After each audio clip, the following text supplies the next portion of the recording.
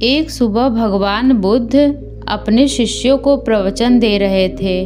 तभी एक शिष्य ने खड़े होकर कहा, भंते, क्या हम किसी के मन के विचारों को पढ़ सकते हैं? भगवान बुद्ध मुस्कुराए और बोले, अवश्य पढ़ सकते हैं। ये सुनकर शिष्य ने कहा, लेकिन वो कैसे भंते? भगवान बुद्ध ने कहा कि मैं तुम्हें एक कहानी के माध्यम से समझाता हूँ। भगवान बुद्ध ने कहानी सुनाना शुरू किया। यह बात प्राचीन काल की है। एक ऋषि थे जिनका नाम कौशिक था, जो बाद में भारत में बहुत प्रसिद्ध हुए। जब वे एक युवा सन्यासी थे, तब एक दिन वो रोज की तरह नदी में नहाकर जंगल के एक वृक्ष के नीचे ध्यान करने के लिए बैठ गए। वो अपना चेहरा थोड़ा ऊपर की तरफ करके बैठे ध्यान करने की कोशिश कर रहे थे। उसी पेड़ के ऊपर एक चिड़िया बैठी हुई थी। चिड़िया ने अपनी गंदगी उस युवा सन्यासी के चेहरे पर गिरा दी।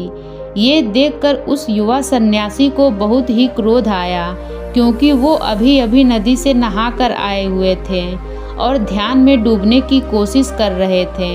लेकिन इस चिड़िया की वजह से अब उन्हें दोबारा नदी में डुबकी लगानी पड़ेगी। सन्यासी की आंखें क्रोध से लाल हो गई। उन्होंने उस चिड़िया के तरफ बड़े गुस्से से देखा और फिर उन्होंने उस चिड़िया को ऐसे घूरा कि वो चिड़िया पल भर में जलकर राख हो गई। यह देखकर उस युवा सन्यासी को बड़ी आत्मिक शांति मिली। उन्हें खुशी हुई कि चलो, मेरी तपस्या की शक्ति कुछ तो काम आ रही है। उन्होंने दोबारा नदी में स्नान किया और अपनी साधना करने के लिए बैठ गए। दोपहर होने पर वो भोजन के लिए जंगल के पास वाले गांव में भिक्षा मांगने के लिए निकल पड़े। वहां एक घर के बाहर खड़े होकर उन्होंने आवाज लगाई, भिक्षाम देही। अंदर से किसी स्त्री की आवाज आई, कृपया थोड़ा इंतजार करो, मैं कुछ देर में आ रही हूँ।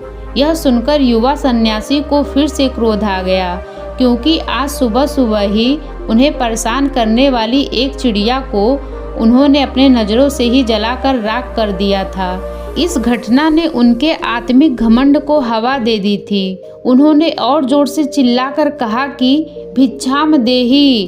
अंदर से फिर उस स्त्री की आवाज़ आई, कहा ना, कृपया थोड़ी देर और इंतजार करो, मैं आ रही हूँ। यह सुनकर युवा सन्यासी और क्रोध से भर गए। उन्होंने और जोर से आवाज लगाई, भिक्षाम देही।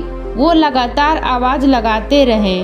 तभी अंदर से एक महिला हाथ में भोजन की थाली लिए बाहर आई। युवा सन्यासी ने उस महिला पर चिल्लाते हुए कहा, मैं देव शक्तियों से संपन्न हूँ, एक महान सन्यासी हूँ। तुम्हारी हिम्मत कैसे हुई मुझ जैसे सन्यासी से इंतजार करवाने की? इस पर उस महिला ने कहा, तुम्हें जल्दी किस बात की है? मैं अपने पति को खाना खिला रही थी। वो दोनों आंखों से अंधे हैं, कुछ देख नहीं सकते, पर तुम तो थोड़ा इंतजार कर सकते हो। युवा सन्यासी ने गुस्से में महिला की तरफ देखा। तब महिला ने कहा, तुम मुझे ऐसे घूरो मत, मैं कोई चिड़िया नहीं हूँ जो जलकर भस्म हो जाऊंगी। यह सुनकर उस युवा सन्यासी के आंखें फटी के फटी रह गई। उन्होंने पूछा, लेकिन तुम्हें कैसे पता? महिला ने कहा, इससे कोई फर्क नहीं पड़ता, लेकिन तुम मुझे ऐसे घूरो मत। सन्यासी ने सोचा, उस घने जंगल में तो आसपास कोई नहीं था, फिर इस महिला को उस चिड़िया के बारे में कैसे पता? सन्यासी ने पूछा, कृपया आप मुझे बताइए कि आपको कैसे पता चला? महिला ने कहा, मैंने कहा ना कि उससे कोई फर्क नहीं पड़ता, और आप जिस घमंड से भरे हुए हैं, ऐसी हालत में आप कुछ सीख भी नहीं सकते।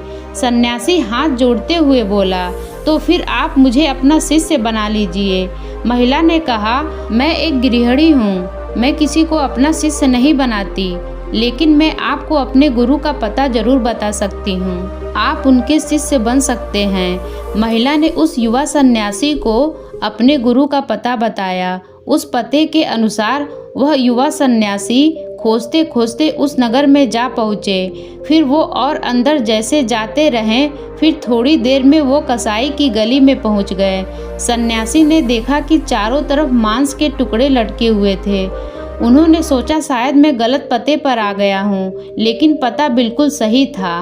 वह सन्यासी एक ब्राह्मण थे। उनका कसाईयों की गली में देखा जाना भी पाप था। उन्होंने सोचा मैं किसी कसाई को अपना गुरु नहीं बना सकता, लेकिन फिर भी वो आगे बढ़े। उन्होंने लोगों से पता पूछा। उन लोगों ने इशारों में बताया कि सामने की दुकान में रहता है।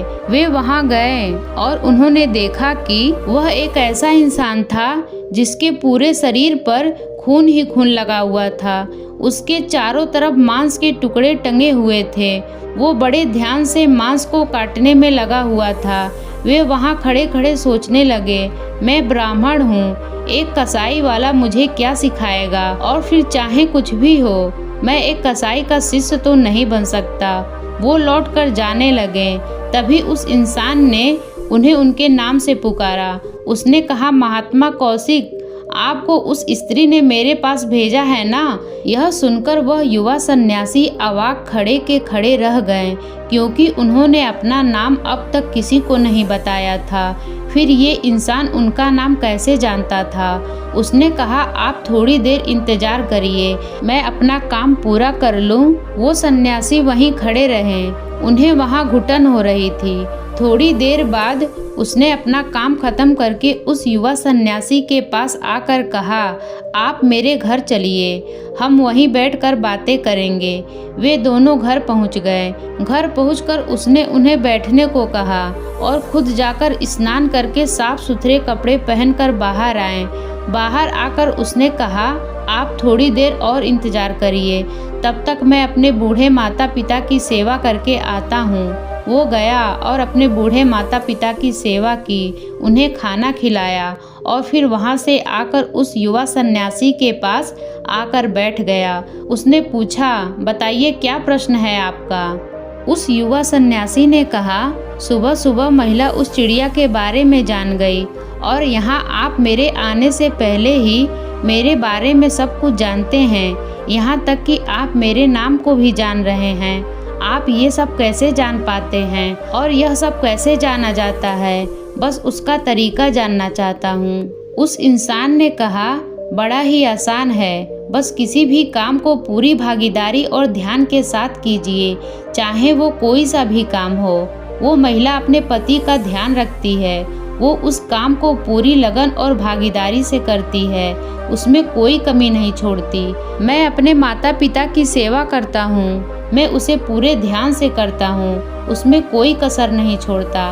मैंने कसाई बनना चुना ताकि मैं जानवरों को कम से कम कष्ट पहुँचाकर काट सकूं। अगर मैं ये काम नहीं करता तो कोई और करता, और पता नहीं वो जानवरों को मारने से पहले उन्हें कितना कष्ट पहुंचाते। मुझे लगता है कि मैं इस काम को सबसे अच्छे तरीके से कर सकता हूँ। इसीलिए कुछ भी करो, उसे पूरी करुणा, भागीदारी और ध्यान के साथ करो। जब हम किसी काम को ऐसे करते हैं तो हमारे खुद के विचार शांत हो जाते हैं, और जब हमारे खुद के विचार शांत हो जाते हैं तब हमारे आसपास जो भी लोग होते हैं उनके मन में चलने वाले विचार को हम पढ़ सकते हैं और उनके बारे में हम जान सकते हैं, जैसा कि उस महिला ने तुम्हारे विचारों को पढ़ लिया। यह सुनकर उस युवा सन्यासी को बोध हो गया था कि अगर मैं मन की विचारों को पढ़ना सीख गया तो मुझे भी लोगों के मन की बात पता चल जाएगी। और इस तरह से उसने मन के विचारों को कैसे पढ़ें ये बात उस कसाई से सीखी। इस छोटी सी कहानी से हमें सीखने को मिलता है कि हम कुछ भी करें उसे पूरी करुणा के साथ करें, वो भी किसी भी काम से अपनी पहचान जोड़े बिना। जैसे कि उस इंसान ने कसाई का काम पूरी करुणा के साथ किया, बिना उस काम के साथ जुड़े। जब हम किसी काम को खुद से जुड़कर नहीं देखते तब हम सही मायनों में उससे प्रेम करते हैं, फिर हम उसके लिए वही करते हैं जो सच में उसके लिए ज़रूरी है। जैसे कि माता पिता अपने बच्चों से प्रेम करते हैं। अगर बच्चे की तबीयत खराब है और वो कड़वी दवाइयाँ नहीं लेना चाहते, लेकिन माँ बाप फिर भी ज़बरदस्ती से उसे दवाइयाँ खिलाएंगे, क्योंकि उस समय पर उसके लिए वही सबसे ज़्यादा ज़रूरी है। इस कहानी के सार में कहा जाए तो अगर हम किसी भी काम को पूरी करुणा और ध्यान से कर पाएँ, वो भी बिना उस काम को खुद से जोड़े, तो शायद हम उस काम को सबसे अच्छे तरीके से कर पाएंगे। इसीलिए जो भी काम करो पूरे ध्यान और लगन से करो, तभी जीवन में कुछ अच्छा हासिल कर पाओगे और आगे बढ़ पाओगे। दोस्तों, आपने इस कहानी से क्या सीखा? आपके विचार क्या हैं? आपकी भावनाएं क्या हैं? एक कमेंट के माध्यम से ज़रूर बताइएगा। क्या पता आपके इस कमेंट से किसी का जीवन बदल जाए। और हाँ, कहानी अच्छी लगे तो चैनल को ज़रूर सब्सक्राइब करिएगा, वीडियो को शेयर करिएगा। पूरा वीडियो देखने के लिए आप सभी लोगों का बहुत बहुत धन्यवाद।